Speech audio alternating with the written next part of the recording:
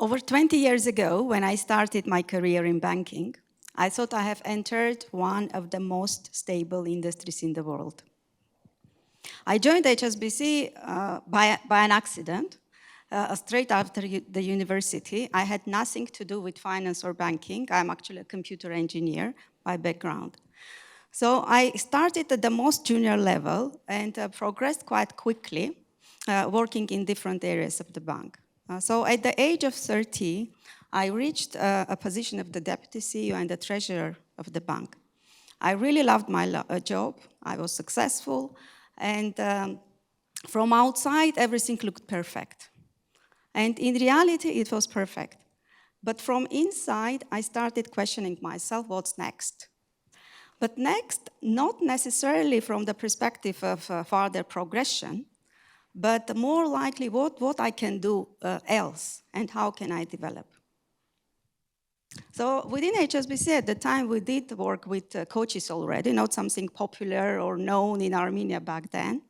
So I worked with a coach who, among other things, suggested that I needed to get out of my comfort zone. This sounds like a cliche today, right?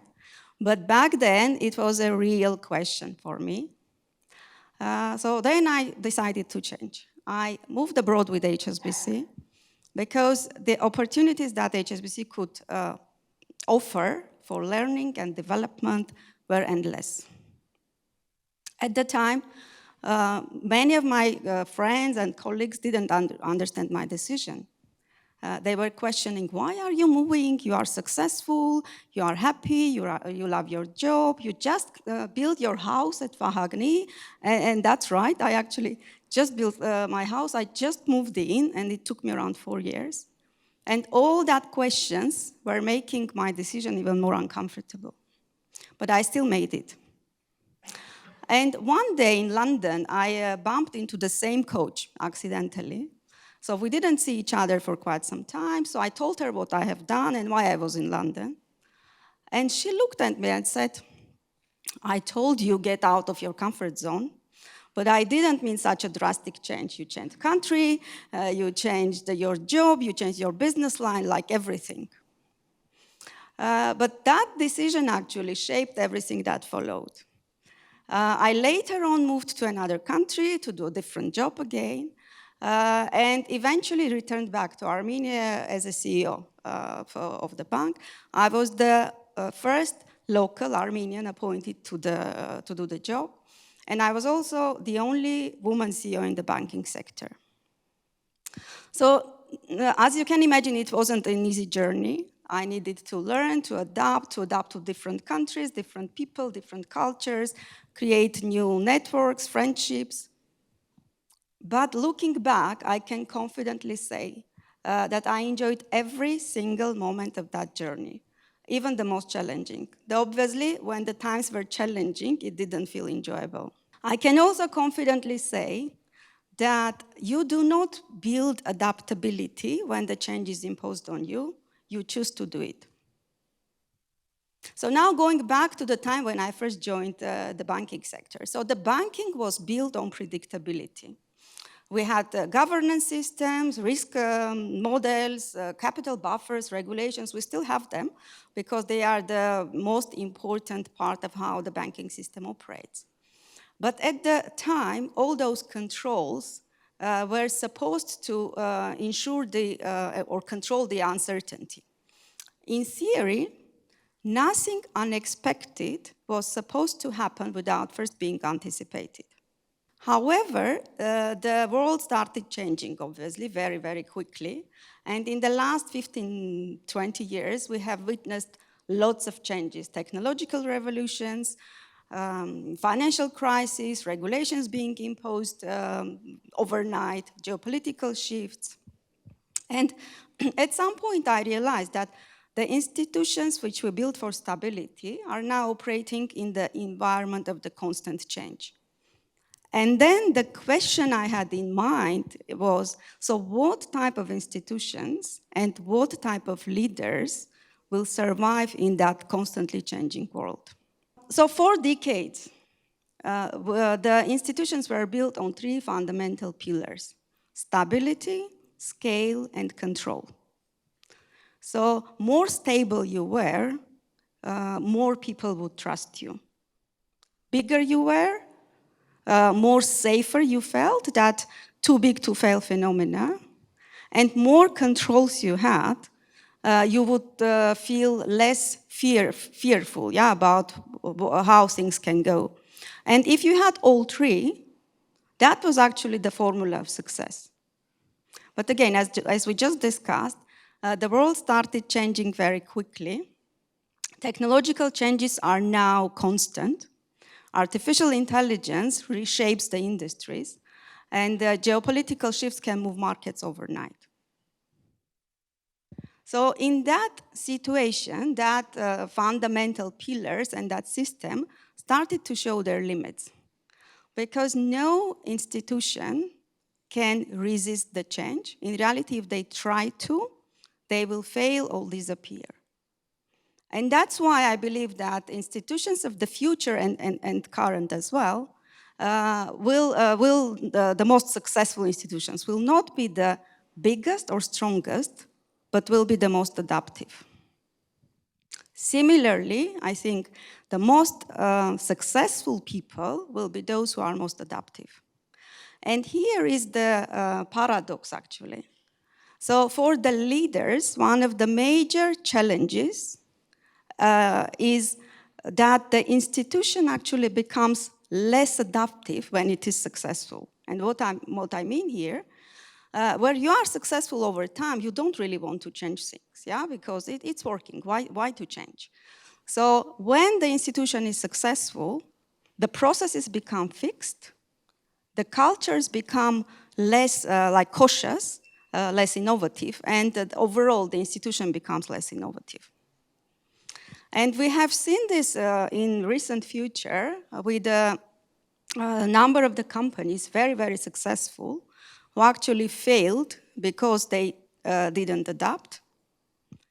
I think classic case studies or examples are companies like Nokia Mobile or Kodak, who failed and disappeared in the very recent history. I'm sure some of you or many of you will know those because you might have studied it in the business school. But for those who don't know, I will just maybe briefly explain. So Nokia Mobile, it was one of the most successful mobile phone companies operating back 15, 20 years ago. They were market leaders at the peak of their success. They had around 50% market share. So I think everybody who would have a mobile phone at the time, they would have Nokia at some point. I did have Nokia at some point, and I'm sure people who had mobile phones at the time would have Nokia at some point. But then the situation started changes. The smartphones emerged, and Nokia didn't really consider it as a threat. They ignored it, I would say, for some point. But when they realized that they needed to change, it was already too late. So while they started running after the competition, they already were far behind, and as a result, they failed. So there is no mobile phones by Nokia currently. So what's the lesson here? Yeah, by the time change becomes necessary, it also becomes very uncomfortable to deal with it. And that's why I again believe that the most strong and organizations of the future will be those which are more adaptive. And the same is true about people. And in my case, it meant that I left the job I loved, a very, very stable life, and to move to something very different. So now, what does it mean in practice? So what's the answer here? Yeah, we spoke about 3 fundamental pillars about stability, scale, and control. They are still important. But what I think is more important in future for the companies to be successful is another 3 pillars, is adaptability, trust, and learning. So let's talk about it. Adaptability, yeah, what does it mean? To adapt when environment is changing and evolving. And adapt not just in terms of business strategy, in terms of the products, in terms of business itself. It's more about adaptability of the mindset, and that's even more important than the business itself. So I said I worked with, in different countries with different people at HSBC, and very often I would ask a question to my teams about why they are doing things the way they are doing things, especially when they were complaining about bureaucracy, about long processes, etc. And very often I would get an answer that we have always done this way. And I must admit, whenever I got that type of answer, I was ready to explode. Because the moment you stop questioning, you stop evolving. Next one, trust. So the world is built on trust. Everything is built on trust. So we trust banks with our money. We trust digital platforms with our data. We trust companies or organizations to treat us fairly.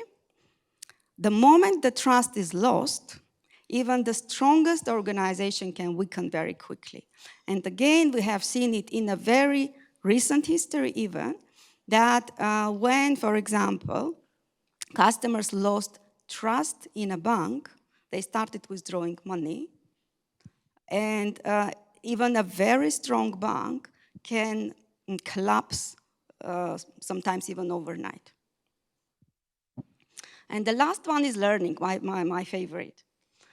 So I think everybody knows that past knowledge is not enough in the current changing world. We all need to learn, evolve, adapt constantly. But above all, it's very important that we have a new type of the leadership who will be actually encouraging that type of the culture. So for decades, our leadership was built on certainty. Our leaders were supposed to know everything. They were supposed to control everything, know all the answers. Current leaders and the future leaders need to be comfortable with uncertainty. They need to be comfortable with not knowing everything, not ashamed to asking questions, and experimenting, encouraging their teams to experiment, to learn, to adapt, to make mistakes, to learn from those mistakes. We also need leaders who will be able to create a safety, we call it psychological safety at work, that people will be comfortable to question, to challenge, and to question the status quo. So now, to conclude, if there is one thing I would ask you to leave this whole today, it's this. For years, we built success on stability, but we live in a very different world today. And in this changing world, we need to adapt. Please, change while things are still comfortable. Don't wait until the change is imposed on you, because the risk is not the change. The risk is standing still. Thank you.